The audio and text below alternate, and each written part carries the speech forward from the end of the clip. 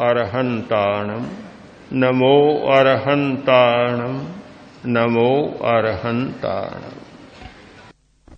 वाचिक ध्यान, मानसिक ध्यान और निर्विकल्प ध्यान या आत्मिक ध्यान।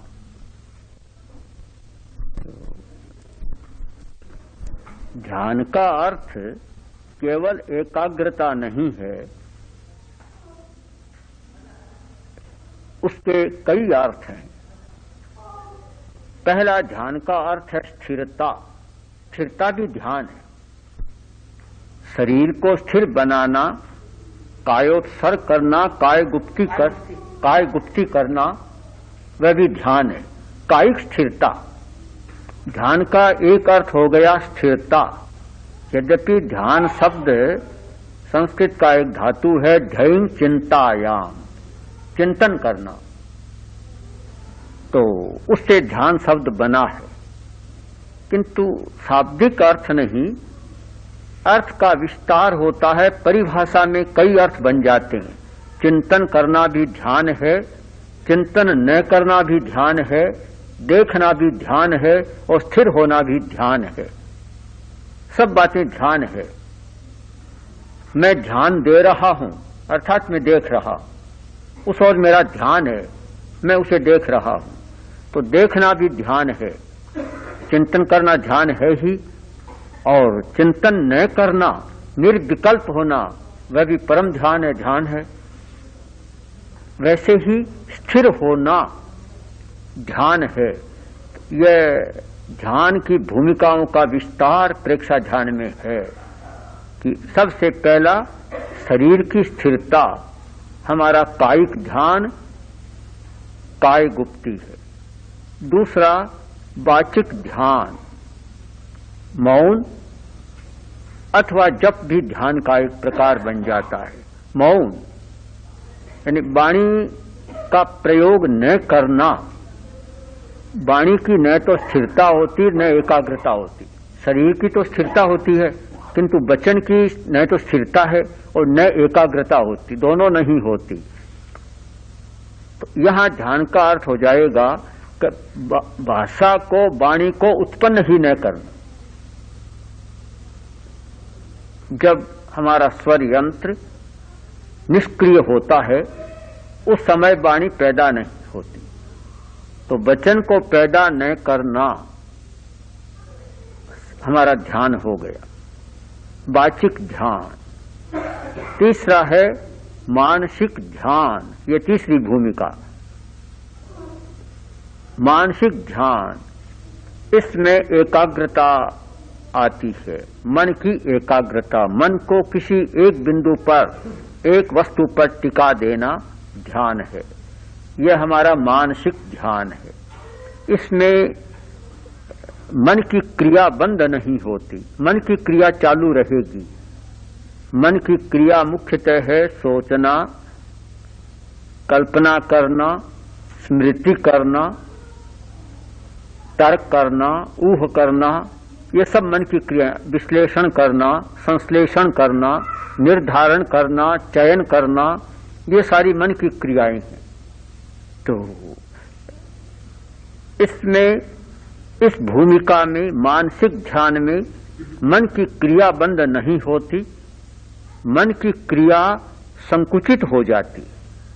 जो मन फैला हुआ है, अनेक विषयों में जा रहा है, वह एक विषय में आकर रुक जाता है, बंध जाता है। जैसे बछड़ा आंगन में कूद फांद कर रहा है और बछड़े को खूंटे पर बांध दिया। यह तो नहीं हुआ कि बछड़ा अब चलेगा नहीं, खूंटे के आसपास भी खूब चक्कर लगा रहा है, बंधा हुआ भी चक्कर लगा रहा है। तो बछड़े की गति बंद नहीं हुई, किंतु जो पूरे आंगन में कूद फांद कर रहा था, घूम रहा था, सिमट गई गति। अब केवल खूंटे के पास, आसपास ही वह चल सकता है, अन्यत्र नहीं। ठीक ऐसा ही होता है कि मन को हम किसी एक भाग पर, चाहे शरीर के एक देश पर और चाहे बाह्य वस्तु के किसी भाग पर केंद्रित कर देते हैं, तब वह बछड़ा बन जाता है, एक खूंटे पर बंध गया। उस पर तो वह गतिशील रहेगा।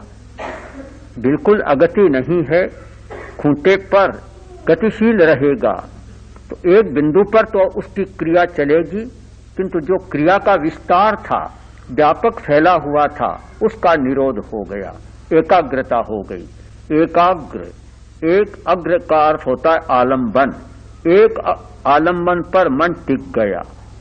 दो शब्दों पर ध्यान दें, व्यग्र और एकाग्र। व्यग्र यानी जहां अनेक आलंबन होते हैं वहां व्यग्र मन की स्थिति होती है, और जहां एक आलंबन बन जाता है वह मन की स्थिति एकाग्र हो जाती है। तो एक आलंबन पर टिकना। हम उदाहरण लें कि जैसे श्वास प्रेक्षा का प्रयोग कर रहे हैं, तो केवल श्वास को देखना, देखते रहना ध्यान बन जाएगा। एक बार श्वास को देखा और आगे सरक गए, ध्यान नहीं बनेगा, वह धारणा होगी। धारणा और ध्यान का भेद समझना जरूरी है। पतंजलि ने अष्टांग योग में धारणा और ध्यान में भेद किया है। धारणा देशबंध चित्तस्य धारणा, किसी एक देश पर चित्त को टिका देना, उसका नाम है धारणा। और प्रत्यय संतति, एक प्रत्यय पर निरंतर चलते रहना लंबे समय तक, तब वह ध्यान बनता है। तो हम श्वास प्रेक्षा करते हैं, श्वास पर ध्यान दिया और फिर दूसरी चीज पर ध्यान दे दिया, तो धारणा हो गई, एक बार ध्यान नहीं बना। ध्यान में तो लंबे समय निरंतरता और प्रत्यय की संतति, एक ही अनुभव, ज्ञान या प्रतीति की परंपरा या प्रवाह चले, तब वह ध्यान बनता है। अब शरीर प्रेक्षा करते हैं, शरीर को देखा, यहां से देखा, यहां से चलते चलो, वह ध्यान नहीं होगा, वह धारणा मात्र होगी। जैसे विपश्यना में कहा जाता है कि कहीं रुको मत, चलते चलो, चलते जाओ, ये धारणा है। चलते जाओ धारणा होगी। वे कहते हैं कि अगर रुकेंगे तो सुख का स्पंदन आया, उसके प्रति हमारा राग हो जाएगा। राग तो एक क्षण में भी हो सकता है, लंबे समय में भी नहीं होता, पर रुके बिना ध्यान नहीं होगा। जैसे प्रेक्षा में चैतन्य केंद्र का प्रयोग करते हैं, शरीर प्रेक्षा और चैतन्य केंद्र प्रेक्षा, अंतर क्या है? यही तो है कि शरीर के उन मुख्य केंद्रों पर जहां चेतना सघन रूप में अवस्थित है, ध्यान करना, अर्थात लंबे समय तक ध्यान करना है। तो जो प्रशिक्षक बनते हैं उनके लिए आवश्यक है कि एक एक चैतन्य केंद्र पर 10 मिनट, 20 मिनट, आधा घंटा, घंटा लगातार ध्यान करें। केवल चलते नहीं रहना है, गतिशील ही नहीं रहना है कि 2 मिनट यहां किया, फिर 1 मिनट आगे, फिर 1 मिनट दूसरे पर। यह तो प्रारंभिक अभ्यास की बात है, एकमात्र धारणा की बात है। जब ध्यान करना है तो लंबे समय तक एक बिंदु पर टिकना होगा, प्रत्यय की संतति, प्रवाह करना होगा। पानी की एक बूंद गिरी और आगे दूसरी बूंद दूसरे स्थान पर गिरी, चाहे करोड़ अरब बूंदें गिर जाए, भूमि गीली नहीं। और एक स्थान पर निरंतर बूंद गिरती रहे तो धार बन जाए। ध्यान है धार बने, न कि बूंद रहे। जब बूंद रहेगी, धार नहीं बनेगी तो ध्यान नहीं होगा। प्रत्यय एक ज्ञान, आइडिया, प्रतीति। तो मतलब एक प्रकार का ही ज्ञान, एक वस्तु पर ध्यान हमने दिया तो वह उसी दूसरे क्षण में भी वही, तीसरे क्षण में भी वही, निरंतरता, कंटिन्यूटी रहे उसमें। एक प्रतीति किया है, हाँ, उसको चला देना, वही प्रतीति बराबर चले। जैसे वही बूंद वाली बात, निरंतर बूंद गिरे तो धार बन जाएगी, किंतु एक बूंद तो यहां गिराई, दूसरी बूंद वहां गिराई, तीसरी वहां गिराई तो नहीं होगा। जैसे कुआं खोदना है और 10 हाथ खोदा। 10 हाथ खोदा, पानी नहीं निकला। फिर दूसरा गड्ढा 10 हाथ खोद लिया, फिर तीसरा खोद लिया, 1000 कुएं खोद ले, पानी नहीं निकलेगा।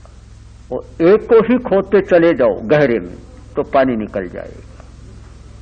तो एक विषय पर, एक देश पर, एक बिंदु पर टिक जाए तो हमारी वह भी गहराई आएगी, पानी निकल जाएगा।